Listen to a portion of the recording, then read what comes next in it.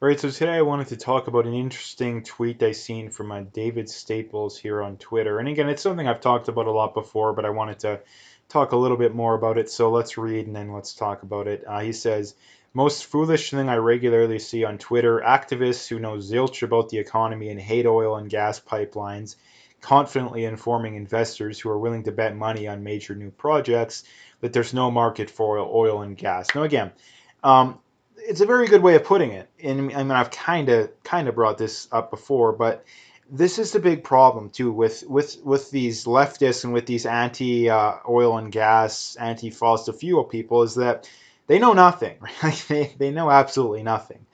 Um, and even if they're right about oil and gas, they still completely contradict said worldview when it comes to other views.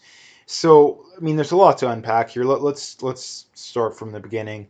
Um, this is the thing when it comes to. I mean, the first thing to bring up too is that the demand for oil and gas is not going down. This is something that they constantly bring up that is completely, objectively, cut and dry, crystal clear, false. That the demand for oil and gas is going to go down, or it already is, I guess they would say, which isn't true. Right? It's just flat out not true. We've had OPEC and many major outlets and companies confirm that. And I mean, there's many reasons for that. Number one, we still have a growing population.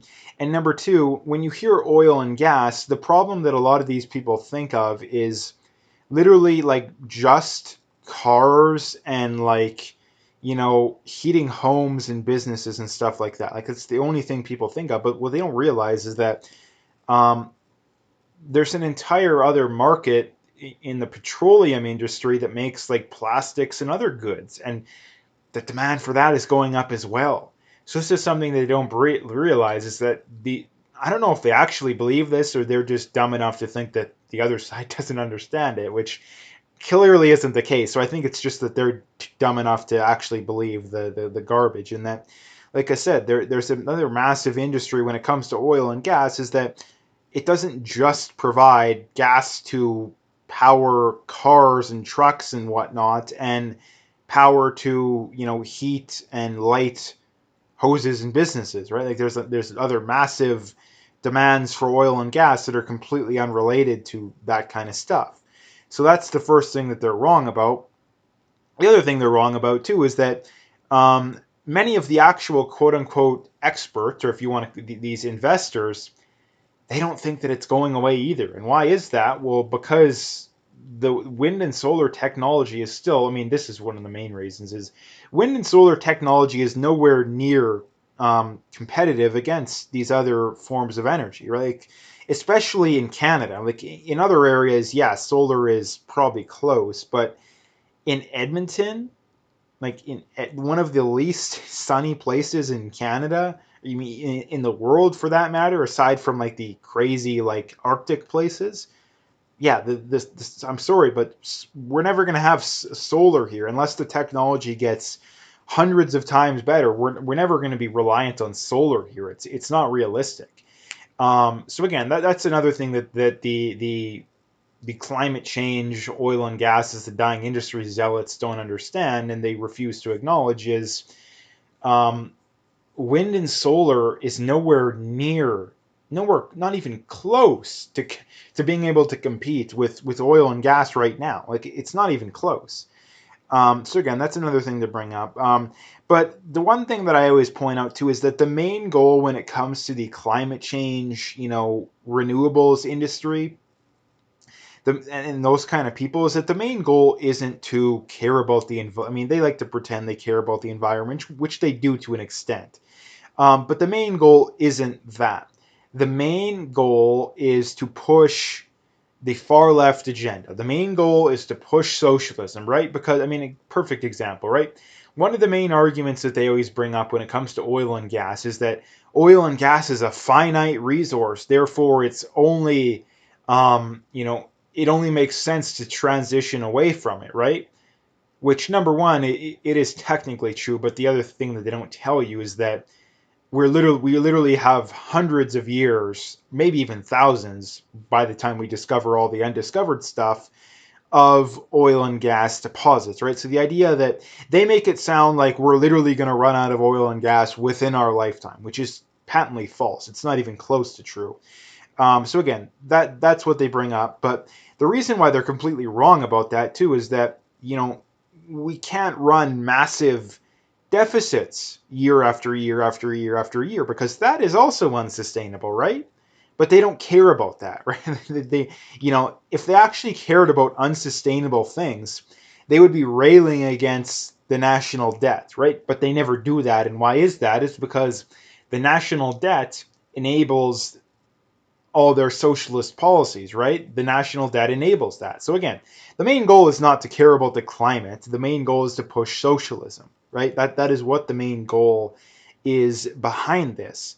Now, why is it that they hate oil and gas so much on top of that is that, I mean, the people that work for oil and gas companies, the people that run these companies, they tend to not be leftist, specifically these further left kind of people, right? Because you work a blue collar job, it's highly unlikely that you're a socialist, right? So this is one of the other many reasons why they hate oil and gas so much, is that it is largely a right wing, um, you know, sector, right? And the reason they hate it so much is that they view it as money out of their pockets.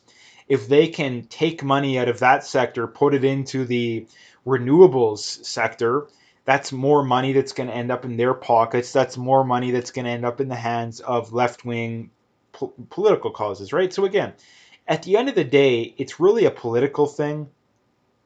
At the end of the day, they care about the environment a little bit, to be fair, but the main goal is that it is a political thing, right? It is a political thing because if it actually was about caring about the environment, they wouldn't spend all day railing against Alberta's oil and gas industry, right? The vast majority of the world's emissions come from two countries, but do these environmentalists ever talk about them? No, they could care less. They could care less that these two countries are building tons of coal power plants, right? They don't care about that. They only care about it when it's us, right? Again, if they actually cared about climate change, they wouldn't be worried about the country that's literally putting out like 0.1% of the world's emissions. They would be worried about the countries that are putting out, 2/3 of the world's emissions, I think it is roughly, between the two countries, right? And they will say, oh, population. Well, again, they're still not half the world's population, right? Like they're still not half the world's populations. That argument doesn't make sense. And even if that argument did make sense, is that according to these people, we only have 10 years left to live. It shouldn't matter about, population, the percentage of the population, right? That shouldn't matter. If we only have 10 years left to live, it doesn't matter, You got to go full tilt boogie. And I think the reason why we get the whole 10 years thing or 12 years thing, which I think they said like 2 years ago, I think that's why we're at 10 years now, is this is how they sell people on this kind of stuff, is that the climate change zealots have, you know, they've consistently been wrong about pretty much everything. And this is the way whenever you hear these people say, oh, well, all of the science points towards, climate change being this big deal. Well, again, if the science is so overwhelming, then why is it so hard to make a prediction that comes true?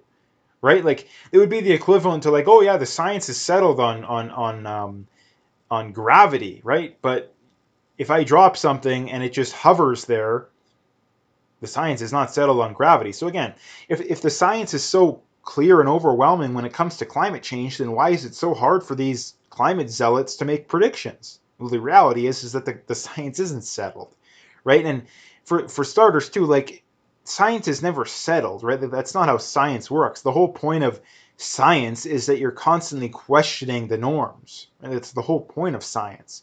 So again, when they try to make that argument, they're basically confessing that they're zealots, right then and there. So again, a very good point that I wanted to talk a little bit more about. But like I said, again, at the end of the day, the main goal is to push socialism. They don't. The main goal isn't to care about the environment or any of that kind of stuff, or a sustainable future. I mean, the other thing that I did bring up as well is that many of these quote unquote renewable forms of energy are not actually renewable. Like, calling solar renewable is an oxymoron. And the simple reason for that is that the process that goes into mining solar for these solar panels is very similar to the process that goes into mining for oil. Like it's the same stuff.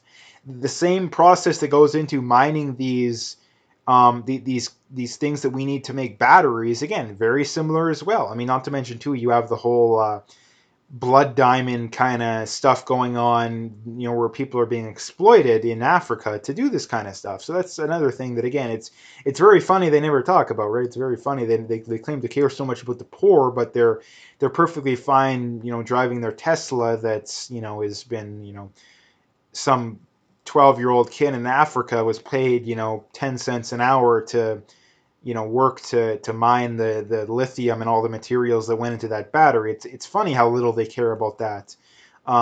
Again, it's just something. Another thing that I find it very odd how that's not talked about more, and I think the reason for that is that um, at the end of the day, people don't actually care that much about the causes they claim to care about. At the end of the day, the thing that they care about most is pushing their political cause, right? And again, it's like I always bring up too, is that if people could actually be honest about this, at least we could have honest conversations. The reason why there's so much political tension these days, and the reason why people that of differing political opinions can't have these conversations, is that we have people that refuse to be honest about their intentions, right? And it's largely the left. Like, let's just be honest about it. It is largely the left. If anything, the right lies that they like to pretend that they're further to the right than they actually are, and when they actually get elected and are implementing policy, they're actually further to the left than they like to claim they are. The left is the other way around. The left likes to claim that, oh, we're so moderate, we're center left, and that they get in and they're socialists or very close to it at the very least, right? So again, that's the last thing I wanted to point out, I guess. So anyway, if you liked the video, make sure you hit that like and subscribe if you haven't already. Make sure you follow me in those other platforms. You can find them all below. If you want to donate, you can do that as well. I appreciate whatever support I can get. And like I say, at the very least, just hit that like and subscribe, and follow me on those other platforms.